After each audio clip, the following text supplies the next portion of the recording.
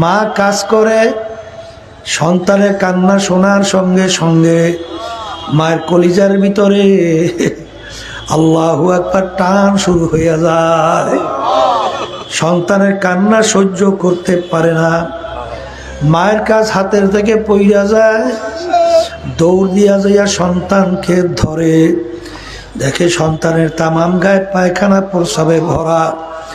সন্তানকে রাগ করে আগুনেও ফেলায় না, পানিতে ফেলায় না, ধোয়াইয়া পোষাইয়া কোলের ভিতরে জাগা দেয়, আদর করে চুমা দেয়। মা সন্তানকে যত মায়া করে এসে শত হাজার গুণ বেশি মায়া করে আমার মালিক আমাদেরকে, আমার আল্লাহর বান্দাবান্দীদেরকে। বান্দাবান্দি আমার মালিককে পাওয়ার জন্য যখন ওয়া ওয়া কইরা কান্না শুরু করে, দুই হাত মালিকের দরবারে উঠায়, যখন দিলটাকে ভাইঙ্গা আমার মালিককে করুণ সুরে ডাক দেয়, এ আমার দয়ার মালিক, নাফরমান তোমার দরবারে হাজির। এ আমার মালিক তুমি তাকাইয়া দেখো। আল্লামা সিস্তি রহমাতুল্লাহি আলাইহি বলেন, আল্লাহু আকবার। শেখ সাদি রহমাতুল্লাহি আলাইহি বলেন, কারিমা বেবখশা এবার হালে মা, কারিমা বেবখশা এবার হালে মা, কে আস্তা মাসিরে কামান্দে হাওয়া। হে আমার দয়ার মালিক, তুমি একটু আমার দিকে রহমতের নজরে তাকাও। আমি নফস এবং শয়তানের জিনজিরে আবদ্ধ হইয়া গেছি মালিক, সেই আবদ্ধ থেকে শিকল থেকে বাঁচতে পারছি না মালিক, দয়া মায়া করে তুমি আমাকে উদ্ধার করো। আহারে আফসোস,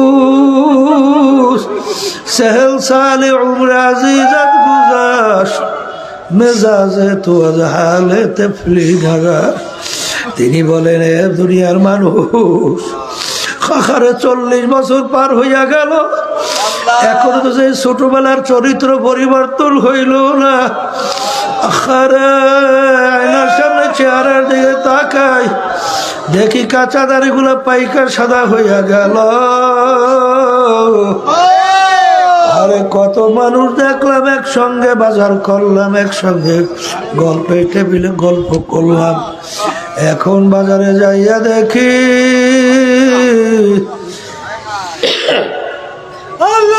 সেই লোকগুলাকে আর দেখা যায় না। এই দূরের শব্দ এবং ডাইন পাশ বাম পাশের হরেনের শব্দ একরকমের কর, আবার দূরের শব্দ খুব বেশি বাড়াইয়া ডাইন পাশ বাম পাশে হরেনের শব্দ কমাই দিস, একরকমের করো। ওখানে কেটা বয়, বারবার একটা জিনিস কতবার সেখানে লাগে। আল্লাহু আল্লাহ। বাজার যেই মামলার তদবির নাই তার কিন্তু খালাস নাই।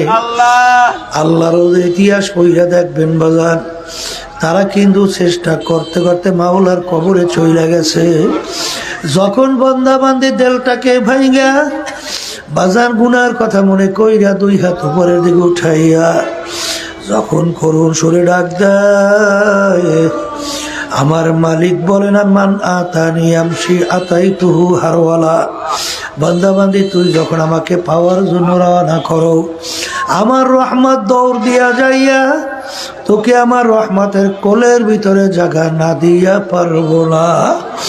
এই জন্য আমার বাজানদেরকে বলবো, আল্লাহ যখন ইস্তেমার মাঠে নিয়েই আসছে, আমার মালিক বড় দয়ার মালিক, আমার মালিক বড় মায়ার মালিক।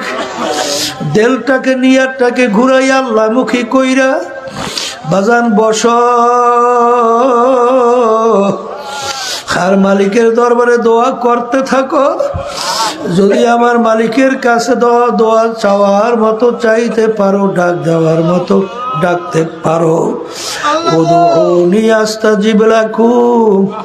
এই বন্দাবাদী তুই আমাকে ডাক, আমি তোর ডাকে সাড়া দেব। বন্দাবাদী যখন ডাক দেবে তখন ওই বন্দা বান্দির ডাকে আমার মালিক সাড়া দেবে। আমার মালিক তোমাকে আমাকে তার ওলি না বানাইয়া ফেরত দিবে। এই জন্য আমার বাজানদেরকে বলবো, পর্দালে মাহবুবদেরকে বলবো, সবসময় জেকেরে ফেকেরে থাকেন, হাঁটতেছেন মাওলার জিকির করতে থাকেন, বাজান সবসময় মোরাকাবা করতে থাকেন, আখারে সবসময় মুশাহাদার মধ্যে থাকো। আখারে বাজান আমার মালিকের কাছে দোয়া করতে থাকো, হে আমার মালিক তোমার ওলি না বানাইয়া ফেরত দিও না। বাজান সন্তান না কাঁদলে মাও দুধ দেয় না, মাও সহজে কাছে আসে না। বন্ধবান্ধী যখন দু চোখের পানি ছাড়বে, দেলটাকে ভাইয়া আমার মালিকের দরবারে কাকুতি মিনতি কইরা ডাক দিবে। আমার মালিক তো অপেক্ষায় থাকে, বান্দাবান্দি কখন আমাকে ডাকবে, আমি ডাকে সাড়া দেব।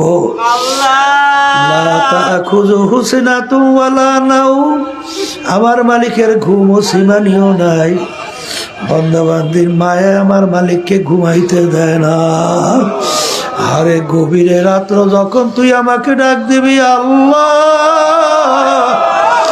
তখন যদি আমি ঘুমায়া থাকি, তখন তোর ডাকে কে সাড়া দিবে? আরে তোর মায়া আমাকে ঘুমাইতে দেয় না। এই জন্য বাজানদেরকে বলবো, দুনিয়া নিয়ে অত চিন্তা করা দরকার নাই, আমার মালিকই যথেষ্ট।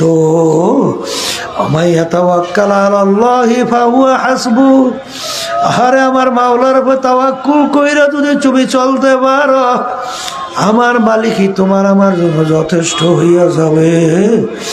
এই জন্য আমার বাজানদেরকে বলবো, খবরদার তাড়াহুড়া কিছু নাই, 3 দিন 3.5 দিন বোধহয় ময়দানে পইরা থাকো। বাজান সবসময় জেকেরে ফেকেরে থাকো, সবসময় নেক কাজ করতে থাকো, আমল নামায় নেকি বাড়াবার চেষ্টা করো। চেষ্টা করলে মাওলায় তৌফিক দান করবেন, আর চেষ্টা যদি না করো তৌফিক কিন্তু আমার মাওলায় দান করবে না। আল্লাহুম্মা আমিন। হে আমার দয়ার মালিক, আপনি তাকাইয়া দেখেন, সর্বনাশ নমুনা ইস্তেমা শুরু হয়ে গেল। আপনার বান্দারা বাড়িঘর ফেলাইয়া আল্লাহ ঠান্ডার মতো কষ্ট স্বীকার কইরা এই মাঠের ভিতরে এসে বইরা আছে। আমার দয়ার মালিক, দয়াময় করে আপনার ওলি হিসেবে আমাদেরকে কবুল করে না আল্লাহ, ইস্তেমাকে আপনি কবুল করে নেন আল্লাহ। আল্লাহ আমাদের কলবের ভিতরে আপনার মারিফতের নূরের বাতি জ্বালাইয়া দেন।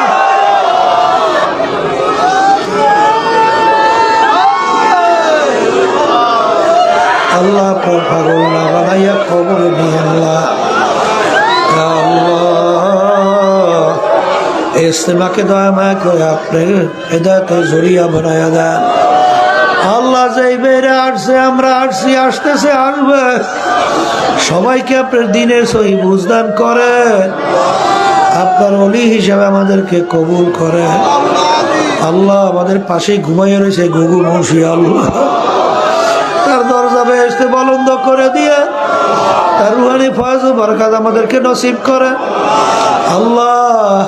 আমাদের শায়েখ ও মুর্শিদ ফজলুল করিম রহমাতুল্লাহি আলাইহি, দাদা জান রহমাতুল্লাহ আলাইহি সহ তরিকার যত মুরব্বীরা কবরে শুয়ে রয়েছে, সবার রুহানি ফয়জ ও বরকত আমাদেরকে নসিব করেন আল্লাহ। ইয়া আল্লাহ, আল্লাহ এখানে যারা আলোচনা করবে ইখলাস নিয়া আল্লাহ যা যা প্রয়োজন সেইভাবে আলোচনা করার তৌফিক দান করেন। সুবহান রাব্বিকা রাব্বিল ইজ্জাতি আম্মা ইয়াসিফুন ওয়া সালামুন আলাল মুরসালিন ওয়ালহামদুলিল্লাহি রাব্বিল আলামিন।